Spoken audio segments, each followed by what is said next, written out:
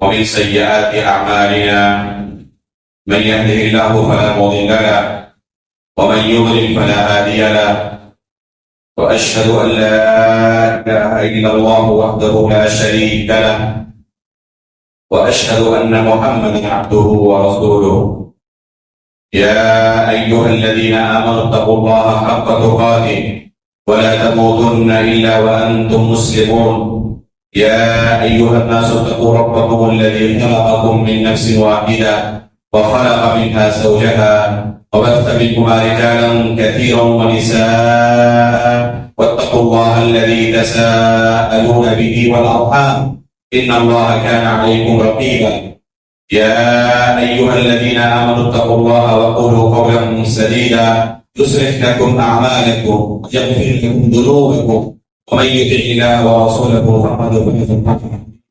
أما بعد فإن أصدق الحديث كتاب الله وأحسن الهدي هدي محمد صلى الله عليه وسلم وشر الأمور محدثاتها وكل محدثة بدعة وكل بدعة ضلالة وكل ضلالة في النار. محترم مکرم حاضرین مجلس، اللہ رب العالمین کے فضل و کرم سے انشاءاللہ آج سے ہم باقاعدہ رسول اللہ صلی اللہ علیہ وسلم کی سیرت پیدائش سے لے کر وفات تک یہ سلسلہ شروع کریں گے. اللہ رب العالمین سے دعا ہے اللہ رب العالمین ہمارے وقت کے اندر برکت عطا فرمائیں، اخلاص عطا فرمائیں اور ان دروس کو ہمارے میزان حسنات میں شمار فرمائیں. محترم حاضرین، سب سے پہلے ہمیں رسول اللہ صلی اللہ علیہ وسلم کا نسب نامہ اور اس سے پہلے آپ کے اسماء گرامی کو جاننے کی ضرورت ہے. رسول اللہ صلی اللہ علیہ وسلم کے 5 نام صحیح حدیث سے ثابت ہیں: محمد، احمد، ماہی، حاشر اور عاقب. یہ 5 نام رسول اللہ صلی اللہ علیہ وسلم کے صحیح حدیث کے اندر ثابت ہیں. امام مسلم نے اور 2 ناموں کا اضافہ کیا ہے اپنے صحیح کے اندر، مغفا اور نبی الرحمہ کا، لیکن یہ وصف ہے، یہ نام ہے، اس بارے میں اشکال ہے. لیکن یہ 5 نام بطور نام صحیح حدیث کے اندر ثابت ہیں: محمد، احمد، ماہی، حاشر اور عاقب. محمد اور احمد دونوں کا معنی تقریباً برابر ہے، یعنی ایسا آدمی جس کی تعریف کی جائے. اور ماہی کا معنی ہوتا ہے محو سے مٹانے والا، جس کی تفسیر خود اللہ کے رسول نے کی ہے کہ اس کو اللہ العالمین نے میرے ذریعے مٹا دیا. اور حاشر کا معنی کہ تمام لوگ اللہ کے رسول صلی اللہ علیہ وسلم کے قدم مبارک کے پاس جمع کیے جائیں گے قیامت کے دن. اور آخر کا معنی جس کے بعد کوئی نبی نہیں آنے والا، تو آپ اللہ کے آخری نبی ہیں، آپ کے بعد اور کوئی نبی آنے والا نہیں ہے. تو یہ 5 نام رسول اللہ صلی اللہ علیہ وسلم کے ثابت ہیں. جہاں تک آپ کے نسب نامے کی بات ہے تو آپ کے والد کا نام عبداللہ اور دادا کا نام عبد المطلب ہے. صحیح بخاری کے اندر جو آپ کا نسب نامہ بیان ہوا ہے اور جس پر علماء کا اجماع ہے وہ ہے محمد بن عبداللہ بن عبد المطلب بن ہاشم بن عبد مناف بن قصی بن کلاب بن مرہ بن کعب بن لوئی بن غالب بن فہر بن مالک بن نور بن کنانہ بن خزیمہ بن مدرکہ بن الیاس بن مغر بن نزار بن معد بن عدنان. عدنان تک یہ نسب محفوظ ہے. اس بارے میں علماء سیرت کا اور مورخین کا اجماع ہے. اس کے آگے کی نسب ابراہیم علیہ السلام تک محفوظ نہیں ہے. البتہ اس بارے میں کوئی شک و شبہ نہیں کہ آپ ابراہیم علیہ السلام کی اولاد میں سے ہیں، اسی نسل سے ہیں. اور وہ بھی اسماعیل علیہ السلام کی نسل سے، اسماعیل بن ابراہیم علیہ السلام کی نسب سے. چنانچہ صحیح مسلم کی روایت ہے، اللہ کے رسول صلی اللہ علیہ وسلم فرماتے ہیں ان اللہ عز و جل اصطفى کنانۃ من ولد اسماعیل، یہ اسماعیل علیہ السلام کی اولاد میں سے اللہ رب العالمین نے کنانہ کا انتخاب کیا. واصطفى قریش من کنانہ، اور کنانہ میں سے اللہ تعالیٰ نے قریش کا انتخاب کیا. واصطفى من قریش بنی ہاشم، قریش میں سے اللہ تعالیٰ نے بنو ہاشم کا انتخاب کیا. واصطفانی من بنی ہاشم، اور بنو ہاشم میں سے اللہ رب العالمین نے میرا انتخاب کیا. تو یہ صحیح مسلم کی روایت ہے جو اس بات کی دلیل ہے کہ رسول اللہ صلی اللہ علیہ وسلم کو اللہ رب العالمین نے دنیا کے اندر سب سے اعلیٰ اور ارفع نسب سے پیدا کیا تھا. اللہ کے رسول کا جو نسب ہے یہ سب سے اعلیٰ، سب سے شریف اور سب سے اونچا مقام و مرتبہ والا، یہاں تک کہ دشمن بھی اس کی گواہی دیتے تھے. آپ ہرقل کا قصہ یاد کریں، جب ابو سفیان کو انہوں نے اپنے دربار میں طلب کیا تھا، جو اس وقت تک مشرک تھے، کافر تھے، اور طلب کرنے کے بعد اللہ کے رسول کے متعلق بہت سارے سوالات کیے. پیچھے قریش کے دوسرے لوگوں کو بیٹھا دیا کہ اگر یہ کسی سوال کا غلط جواب دے، کذب بیانی سے کام لیں، تو آپ فوراً ٹوک دیں. ابو سفیان کہتے ہیں کہ اگر مجھے اس بات کا خوف نہ ہوتا کہ جھوٹ بولنے کی وجہ سے میں جھوٹا مشہور ہو جاؤں گا تو ضرور کذب بیانی سے کام لیتا، لیکن اس ڈر نے مجھے کذب بیانی سے روکے رکھا اور سچ سچ ہر سوال کا میں نے جواب دیا. تو ان سوالوں میں سے ایک سوال تھا کہ محمد تمہارے درمیان کس طرح کے نسب سے تعلق رکھتے ہیں؟ تو جس کے جواب میں ابو سفیان نے کہا کہ وہ ہمارے اندر سب سے عالی اور سب سے اونچے نسب سے تعلق رکھتے ہیں. تو اس کی گواہی دشمن بھی دیتے تھے کہ اللہ کے رسول کا نسب جو ہے یہ سب سے اعلیٰ اور ارفع ہے، سب سے شریف نسب ہے. اللہ کے رسول صلی اللہ علیہ وسلم یتیمی کی حالت میں پیدا ہوئی، یعنی جب آپ کی پیدائش ہوئی تو اس سے پہلے ہی آپ کے والد ماجد عبداللہ کی وفات ہو چکی تھی. دنیا میں آپ یتیم بن کر آئے اور یتیمی کی حالت میں پیدا ہوئے، جس کا تذکرہ خود اللہ رب العالمین نے قرآن مجید کے اندر کیا ہے. سورہ بقرہ کے اندر الم یجدک یتیما فآوی، قرآن کے اندر دو سورتیں ہیں جن میں اللہ رب العالمین نے رسول اللہ صلی اللہ علیہ وسلم کی سیرت کو بیان کیا ہے. یہ ایک سورۃ الضحیٰ ہے جس میں اللہ کے رسول کی زندگی کے ابتدائی ایام کو اللہ رب العالمین نے بیان کیا ہے.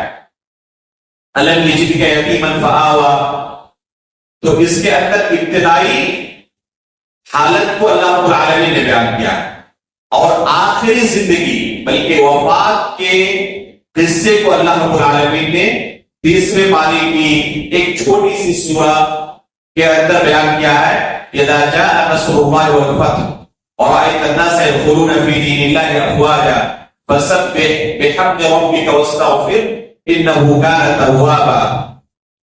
اس سورے کے اندر رسول اللہ صلی اللہ علیہ وسلم کی وفات کی خبر دی گئی ہے، جیسے کہ عبداللہ بن عباس رضی اللہ تعالیٰ عنہ نے اس کی تفسیر کی ہے.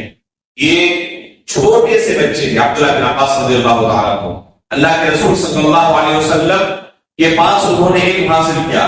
آپ کی وفات کے بعد صحابہ اکرام کی چوکھٹ پر تپتی دوپہری میں بیٹھے رہتے، ان سے علم حاصل کرنے کے لیے.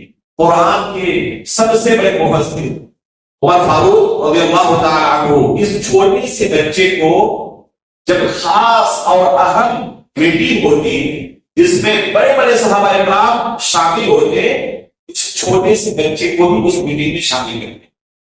لوگوں پر گراں گزرا. ہمارے گھر میں بھی چھوٹے چھوٹے بچے ہیں، ہم کبھی اس طرح کے بڑی مجلسوں میں ان کو عادت نہیں کرتے، لیکن پتہ نہیں خلیفۃ المسلمین امیر المومنین کو کیا ہو گیا ہے، اس بچے سے کتنا پیار ہے کہ بڑے لوگوں کی مجلس میں بھی چھوٹے بچے کو حاضر کرتے ہیں.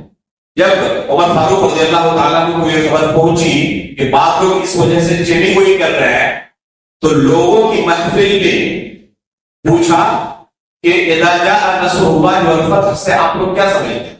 اس سورے کی تفسیر کریں. جو ظاہری معنی تھا سب نے بیان کیا. آخر میں اس چھوٹے سے بچے عبداللہ بن عباس سے پوچھا کہ بیٹے کیا آپ بھی وہی معنی سمجھ رہے ہو جو یہ لوگ بیان کر رہے ہیں؟ تو انہوں نے کہا کہ نہیں. اس میں اللہ کے رسول کی وفات کی خبر دی گئی.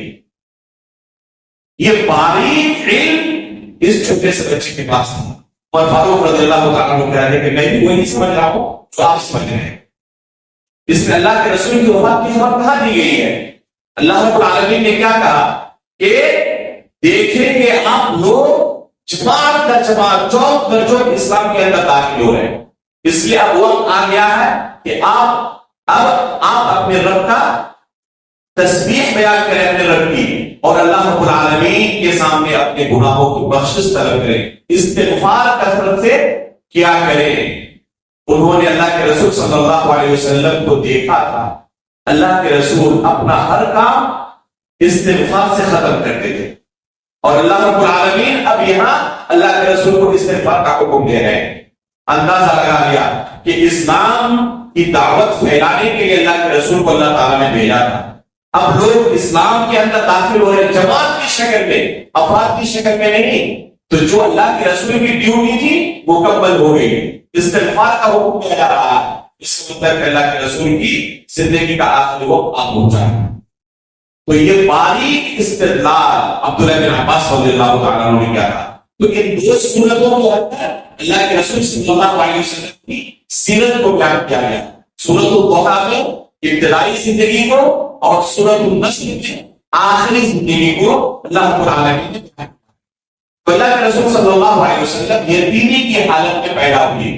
تاریخ کے بارے میں مورخین کے درمیان اختلاف ہے. ابن اسحاق رحمہ اللہ جو امام المؤرخین ہیں, انہوں نے 12 ربیع الاول کی تاریخ بیان کی. بعض دوسرے مورخین نے 10 ربیع الاول, کسی نے 9 ربیع الاول, کسی نے 8, اس طرح مختلف تاریخیں بیان کی ہے. لیکن اکثر علماء تاریخ نے ابن اسحاق کے قول کو یعنی 12 ربیع الاول کو اختیار کیا ہے, جس سے ہی راجح قرار دیا ہے. یہ سال عام الفیل کے نام سے مشہور ہے. عام الفیل کا مطلب ابرہا کا لشکر کعبے پر چڑھائی کرنے کے لیے جو آیا تھا, جس کے بارے میں اللہ تعالیٰ نے قرآن کریم کے اندر بیان کیا ہے أَلَمْ تَرَ كَيْفَ فَعَلَ رَبُّكَ بِأَصْحَابِ الْفِيلِ. تو اس سورے کے اندر جو ابرہا کے لشکر کے ساتھ حشر ہوا, جس کا تذکرہ اللہ تعالیٰ نے کیا ہے, جس سال یہ واقعہ پیش آیا تھا اسی کے بعد اللہ کے رسول صلی اللہ علیہ وسلم کی پیدائش ہوئی. عیسوی سن کے حساب سے 570 اور ایک قول کے مطابق 571 ہے. تو یہ عیسوی سن کے حساب سے اور عام الفیل کے نام سے یہ سال مشہور ہے. یعنی ابرہا کے بعد یہ ابرہا کے لشکر کے ساتھ جو اللہ رب العالمین نے سزا کے طور پر, عقاب کے طور پر ابابیل کا چھٹ نازل کیا تھا, جس سے تہس نہس کر ڈالا تھا. تو اسی سال اللہ کے رسول صلی اللہ علیہ وسلم پیدا ہوئے یتیمی کی حالت میں. آپ صلی اللہ علیہ وسلم کی پرورش آپ کی والدہ اور آپ کے دادا نے کی ابتدائی دنوں میں. اس وقت مکہ کے اندر ایک بیماری پھیلی ہوئی تھی شہر کے اندر, جس طرح کہ ہمارے یہاں کورونا کا زمانہ تھا, ایک عام وبا پھیلی ہوئی تھی. تو مکہ کے اندر بھی ایک عام وبا پھیلی ہوئی تھی. اس لیے لوگ اپنے بچوں کو, چھوٹے بچوں کو دودھ پلانے کے لیے دیہاتوں میں بھیج دیا گیا. دوسرا ایک اہم مقصد یہ ہوتا تھا کہ عرب والے اپنی زبان کے لیے کافی زیادہ حساس تھے. ان کو فخر تھا اپنی زبان پر. اپنے آپ کو عرب اور دوسروں کو عجم کیا کہا کرتے تھے. عجم مطلب گونگے. یہ عرب کے علاوہ جو پوری دنیا ہے ان کو عجمی کہتے ہیں, یعنی یہ زبان کے اعتبار سے گونگے ہیں. تو اپنے اوپر یہ فخر کیا کرتے تھے کہ ہماری زبان دنیا کی سب سے صاف ستھری زبان، تو ان کو اپنی زبان کے تعلق سے کافی حساسی ہوتی ہے۔ عموماً شہر کی جو زبان ہوتی ہے وہ محدود زبان ہوتی ہے۔ شہر کے اندر ہر طرح کے لوگ آ کر بستے ہیں روزی روٹی کے لیے، اور مختلف علاقوں سے لوگوں کے آنے کی وجہ سے، بسنے کی وجہ سے شہر کی زبان بگڑ جاتی ہے۔ ایک عام کیفیت آپ پائیں گے زبان کے حوالے سے کہ جو شخص جہاں پر جس ماحول میں پرورش پاتا، زندگی گزارتا ہے، وہاں کے بہت سارے الفاظ سے، لہجے سے وہ متاثر ہوتا ہے۔ غیر شعوری طور پر اسے لگتا ہے کہ میں متاثر ہو رہا ہوں، لیکن غیر شعوری طور پر وہ متاثر ہوتا ہے۔ آپ دیکھیں گے آپ کے ہی بچے، دو بچوں میں سے ایک بچہ مدرسے میں پڑھ رہا اور ایک بچہ انگلش اسکول میں پڑھ رہا، دونوں اردو بول رہے ہیں، وہ تو پائیں گے جو بچہ انگلش اسکول میں پڑھ رہا ہے اس کی زبان میں بکثرت انگریزی کے الفاظ، اردو بولتے ہوئے وہاں پر انگریزی کے الفاظ بولے، اور جو بچہ مدرسے میں پڑھ رہا ہے عربی اور فارسی کے الفاظ بولے۔ یہ ماحول کا اثر ہے۔ تو غیر شعوری طور پر جس ماحول میں جو رہتا ہے اس کے بہت سارے الفاظ اس کی زبان میں آ جاتے ہیں۔ یہاں آپ لوگوں کے علاقے میں کیلے کو موز کہتے ہیں اور وہ سمجھتے ہیں، حالانکہ خالص عربی لفظ ہے۔ مشرقی شمال ہند میں آپ چلے جائیں اور کیلے کو موز کہتے کوئی نہیں سمجھتا ہے۔ تو عربی ماحول کا اثر ہے اس علاقے میں۔ عرب تجار اس علاقے میں آتے رہتے تھے، اس لیے بہت سارے الفاظ میں محسوس کرتا ہوں عربی کے جو اس علاقے میں بولے جاتے ہیں ہمارے علاقے میں سمجھے نہیں گئے۔ تو غیر شعوری طور پر الفاظ داخل ہوتے ہیں لوگوں کی زبان میں۔ عرب والے، مکہ والے اس کمی کو بچے کے اندر نہ آ جائے دور رکھنے کے لیے کیا کرتے؟ اپنے چھوٹے بچوں کو پیدائش کے بعد دیہات میں بھیج دیتے۔ دیہات کی زبان خالص زبان ہوتی ہے، وہاں پر دور دراز کے لوگ نہیں آتے، جو زبان اصل ہے وہاں پر آپ کو ملے گی دیہات کے اندر۔ اس لیے کیا کرتے؟ اپنے چھوٹے بچوں کو دیہات میں بھیج دیتے، وہاں پر پرورش ہوگی، وہاں پر دودھ پیئیں گے اور ان کی زبان بہتری بن جائے گی۔ سوال پیدا ہوتا ہے کہ چھوٹا بچہ دودھ پینے والا، وہ اگر دودھ پینے کی مدت میں کسی علاقے میں رہتا ہے تو کیسے وہ زبان سیکھ جائے گا؟ میرے بھائیوں، اللہ رب العالمین نے انسان کو جو پیدا کیا ہے، یہ جو دماغ اللہ رب العالمین نے پیدا کیا ہے، اس کے اندر عجیب و غریب اللہ رب العالمین نے قدرت رکھی، کسی بھی چیز کو محفوظ کرنے کی اور کیچ کرنے کی۔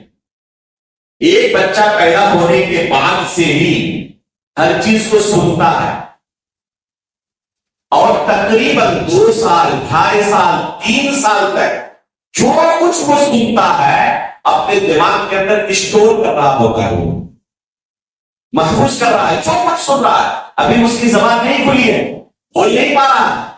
2.5 سال کے بعد، 2 سال کے بعد یا 3 سال کے بعد اس کی زبان کھلتی ہے، بولنا شروع کرتا ہے پھوٹے پھوٹے الفاظ میں۔ تو کیا بولتا ہے وہ؟ جو کچھ 2.5 سال تک اس نے سنا ہے نا، وہی اس کی زبان سے آتا ہوتا ہے، جسے مادری زبان کہتے ہیں۔ تو یہ بچہ جس علاقے میں رہے گا، جو زبان سنے گا اسی زبان میں بہتری بولے، وہ اس کی مادری زبان کی طرح ہو جائے۔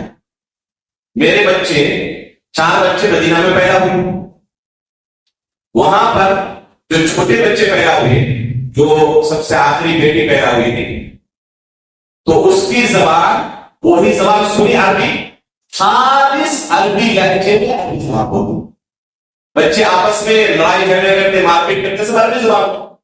گھر کی مادری زبان ان کی عربی، وہ لکھ کر پڑھ کر زبان نہیں سیکھی تھی، جو کچھ سنی ہے وہی جب بولنا شروع کی تو خالص عربی زبان میں بولنے لگی۔ اب یہاں آنے کے بعد، ممبئی آنے کے بعد 1.5-2 سال کے عرصے میں یہاں کے لوگوں سے ملی اور اردو سیکھی اور اس کی زبان بالکل بدل گئی۔ اب تقریباً وہ 70% یا 60% عربی بھول چکی ہے، 30 یا 40% اس کے پاس باقی ہے اور اردو بول رہی ہے.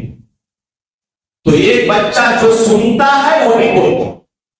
ماہر نفسیات کہتے ہیں ایک چھوٹا بچہ دودھ پینے کی عمر میں 4 الگ الگ زبانوں کو مستقل طور پر مادری لہجے میں اگر کوئی بولنے والا اس کے آس پاس ہو تو اس کو کیپچر کر سکتا ہے اور مادری زبان جو لہجہ ہوتا ہے اسی لہجے میں بول سکتا ہے. یہ اللہ تعالیٰ نے دماغ کے اندر قدرت ہے. تو اس وجہ سے اللہ کے رسول کو بنو سعد کے اندر آپ کے دادا اور آپ کی والدہ نے بھیج دیا. ایسی بات نہیں تھی کہ انہیں اپنے بچوں سے محبت نہیں تھی. کون ماں آخر چاہے گی کہ اپنے شیرخوار بچے کو اپنے سے جدا کر دے اس عمر میں؟ لیکن اس وجہ سے کہ وہاں وبا پھیلی ہوئی تھی ایک سبب، اور دوسرا سبب کہ زبان محفوظ رہے، خالص عربی زبان بچہ سیکھ لے. اللہ کے رسول کو بنو سعد بھیج دیا. بنو سعد کا علاقہ جو ہے یہ طائف کی طرف پڑتا ہے. جو لوگ حج کرنے جاتے ہیں تو دیکھنے کے لیے بھی، زیارت کرنے کے لیے بھی بنو سعد کا علاقہ جاتے ہیں. وہ کافی اونچائی پر ہے، یہاں تک کہ آپ سعودی عرب جائیں گے تو وہاں گرم ماحول ہے، لیکن اس علاقے میں آپ کو ٹھنڈی محسوس ہوگی. یہ علاقہ سرد علاقہ ہے، یہ اونچائی پر ہونے کی وجہ سے. بس اوقات ایسا لگتا ہے کہ آپ بادل کے اوپر ہیں، بادل آپ سے نیچے ہے، اتنا اونچا علاقہ ہے. تو اس علاقے میں اللہ کے رسول صلی اللہ علیہ وسلم کی پرورش بھی حلیمہ سعدیہ کے پاس. حلیمہ سعدیہ کا یہ پورا قصہ مؤرخین نے بیان کیا ہے، لیکن بہت سارے محدثین نے کہا ہے کہ سند کے اعتبار سے یہ کوئی بہت زیادہ طویل روایت نہیں. البتہ تاریخ کی کتابوں میں کافی زیادہ مشہور ہے، جن میں اہم چیز جو بیان کی جاتی ہے وہ یہ کہ حلیمہ سعدیہ اس بچے کو یعنی رسول اللہ صلی اللہ علیہ وسلم کو قبول نہیں کرنا چاہتی. آخر پہ یہی ایک بچہ بچ گیا اور کوئی بچہ نہیں ملا. اللہ کے رسول یتیم تھے، کسی بچے کی پرورش کرنے کے عوض اچھا خاصا موٹا مال ان دودھ پلانے والی عورتوں کو ملتا تھا، اور اللہ کے رسول چونکہ یتیم تھے کوئی امید نہیں تھی. جب باپ نہیں تو کوئی دے گا، پتہ نہیں دادا کتنی رعایت کریں گے، کتنا اہتمام کریں گے، اس لیے کوئی بھی اللہ کے رسول کو لینے کی. آخر میں کوئی بچہ نہ ملنے کی وجہ سے حلیمہ سعدیہ اللہ کے رسول کو لے کر بنو سعد واپس آتی. جیسے بنو سعد پہنچتی ہے، اللہ کے رسول کی وہاں پر ہونے کی برکت سے برکتوں کا نزول شروع ہو جاتا، اور ایسی ایسی برکتیں وہ اپنی آنکھوں سے دیکھتی ہیں کہ ان کو لگتا ہے کہ یہ بچہ کوئی خاص بچہ ہے، عام بچہ نہیں ہے. چنانچہ مورخین نے بیان کیا ہے کہ خود حلیمہ سعدیہ کا ایک دوسرا بچہ تھا، اور دودھ نہ ہونے کی وجہ سے وہ بچہ روتے رہتا تھا، بھوکا سوتا تھا.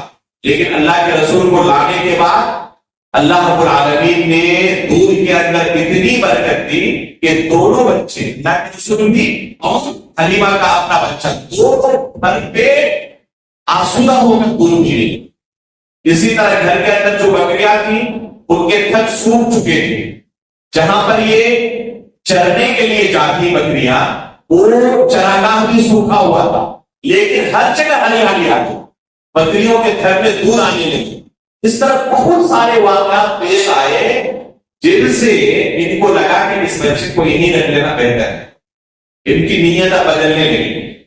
چنانچہ 2 سال کی جو مدت ہوتی ہے رضاعت کی، جو اتفاق ہوا تھا اللہ کے رسول کے دادا اور والدہ سے کہ 2 سال کے بعد ہم بچے کو واپس کر دیں گے، جب یہ مدت ختم ہو گئی تو یہ دوبارہ گئے بچے کو لے کر اور درخواست رکھی کہ پلیز اس بچے کو ہمارے یہاں مزید کچھ دن اور رہے، اگر بچہ رہے گا ہمارے یہاں تو زبان مزید پختہ ہو جائے گی. بہت ساری چیزیں بیان کرتے کسی طرح آمنہ اور عبد المطلب کو، اللہ کے رسول کی اماں اور دادا کو کسی طرح مطمئن کر دیا کہ ابھی بچے کو بنو سعد کے اندر ہی رہنے دیا ہے. چنانچہ 2 بار اللہ کے رسول بنو سعد میں دوبارہ پہنچ گئے. یہاں تک کہ 4 سال کی جب آپ کی عمر ہوئی تو ایک حادثہ پیش ہوا اللہ کے رسول کے ساتھ. اس حادثے نے گھبرا دیا حلیمہ سعدیہ اور ان کے اہل و عیال کو۔ وہ حادثہ کیا تھا؟ امام مسلم رحمہ اللہ نے اپنی صحیح کے اندر بالکل صحیح صنعت سے اس واقعے کو بیان کیا۔ اللہ کے رسول صلی اللہ علیہ وسلم اپنے ساتھیوں کے ساتھ کھیل رہے تھے۔ جبریل علیہ السلام آئے، اللہ کے رسول کو پکڑے اور آپ کے سینے کو چاک کیا۔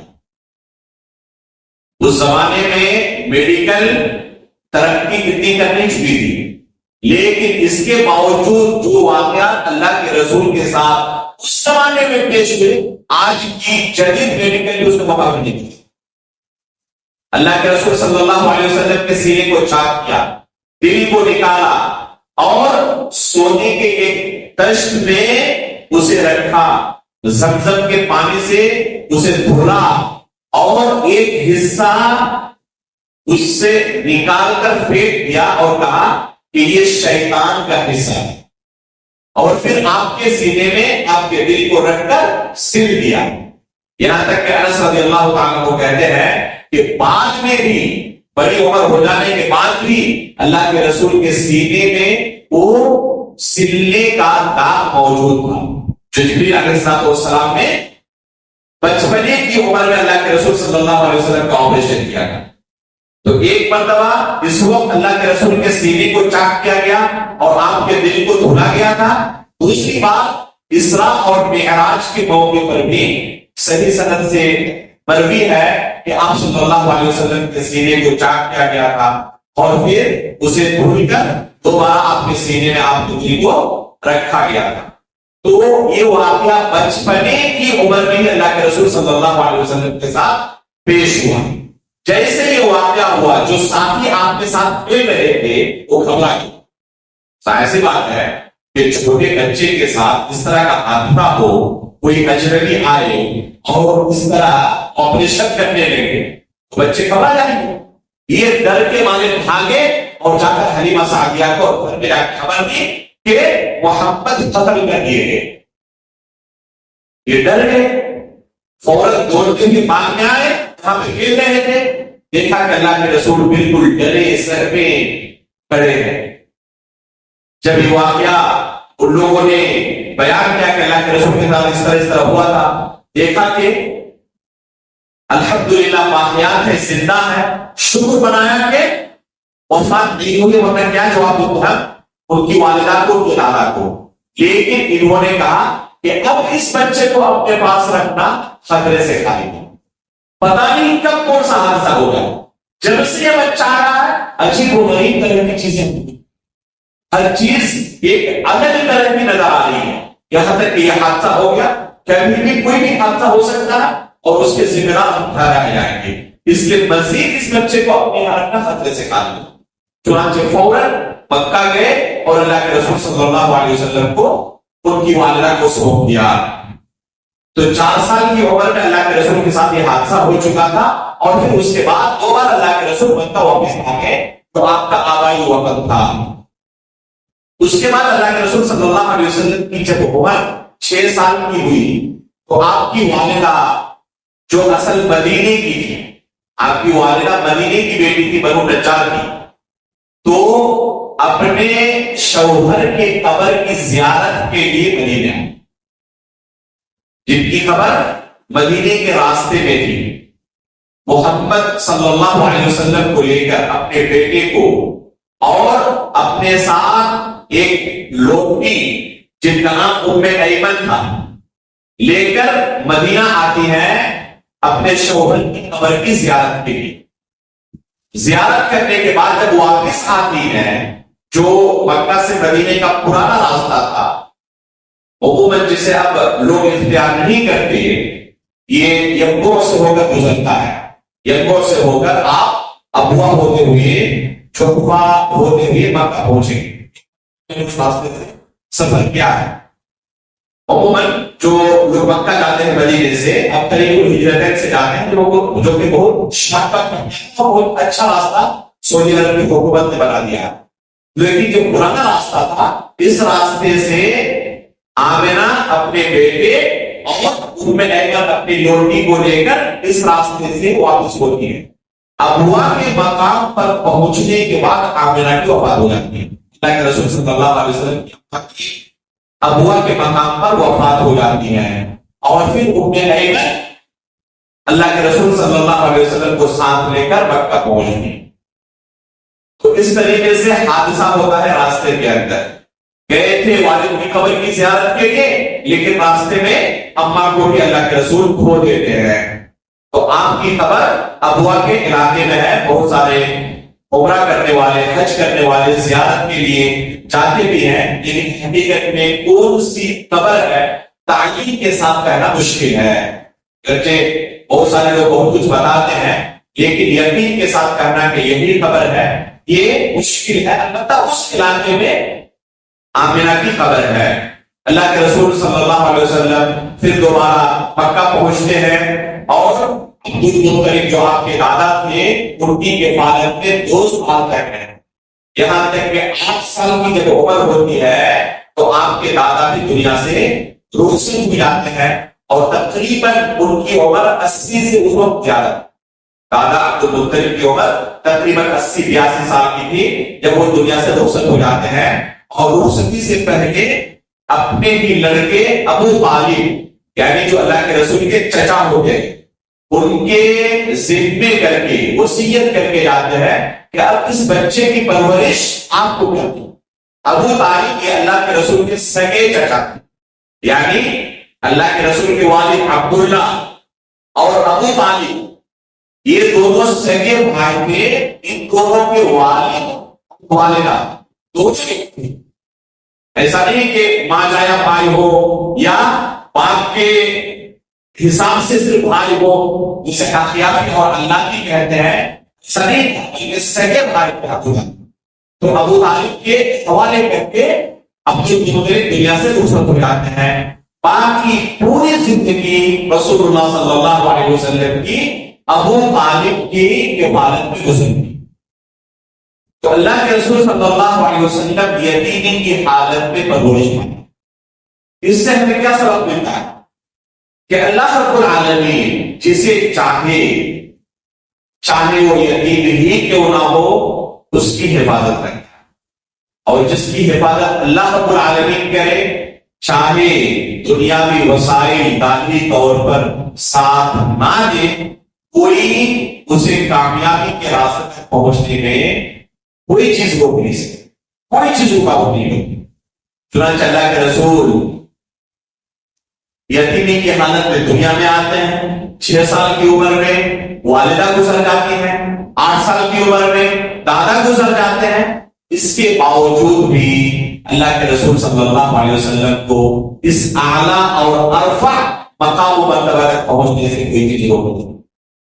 تو اللہ رب العالمین اگر کسی کی حفاظت کرے تو اسے کسی بھی اونچے مقام تک پہنچنے سے کوئی چیز روک نہیں سکتی۔ موسیٰ علیہ السلام کا قصہ بھی تقریباً اسی طرح ہے۔